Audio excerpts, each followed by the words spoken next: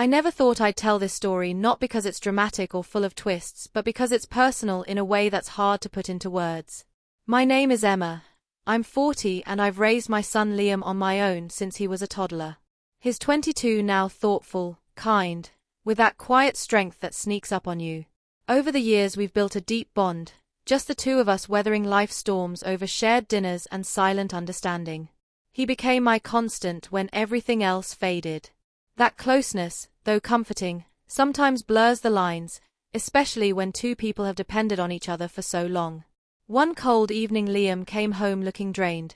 Between his job and final exams, he was worn thin. "You look beat," I said. "I really am," he replied with a tired smile. I told him to lie down in my bed. "It's warmer and our house takes forever to heat in the winter." He didn't argue. I covered him with the same old heavy blanket I used when he was little. At first, it felt routine, a mother caring for her child, but as I sat beside him and he leaned in for warmth, I paused. Not because something felt wrong, but because it made me aware of how long it had been since anyone leaned on me, not just physically, emotionally. He was asleep quickly, his breathing slow and steady. I didn't move.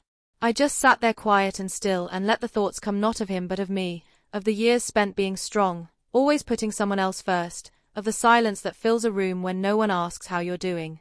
I looked down and saw not a child but a young man who had grown up far too fast, just like I had. We'd become each other's support system in the absence of anyone else. He stirred and looked up at me. "Thanks, Mom." I brushed his hair back like I used to. "You don't have to thank me. I'll always be here." He nodded and looked away. There was a silence then, not uncomfortable, just full, heavy with all the things we didn't know how to say. And then the doorbell rang. The sound jolted me back. It was our neighbor Mark, always kind, always reliable. "Hey Emma," he said, "just wanted to check in. Figured you might need help with the heat." I let him in, grateful for the interruption. While he worked on the heater, we chatted. I caught Liam standing in the hallway watching us, his expression unreadable, curious, maybe something else. I didn't ask. After Mark left, Liam seemed distant. "You okay?" I asked. "Yeah, just tired," he mumbled, then slipped into his room. I stood alone in the hallway, heart heavy, not from something being wrong exactly, but from realizing that we were beginning to drift in different directions, that our closeness, once our lifeline, could turn into a cage if we weren't careful. Later that night, he knocked on my door. He stepped in hesitant. "Mom, I'm sorry if I've been weird." "You haven't," I said. "It's just been a strange time for both of us." He sat beside me. It's been us for so long. Sometimes I don't know how to be my own person." His words cracked something open inside me. I reached for his hand. "Me too," I whispered, and there we sat quiet together for the first time.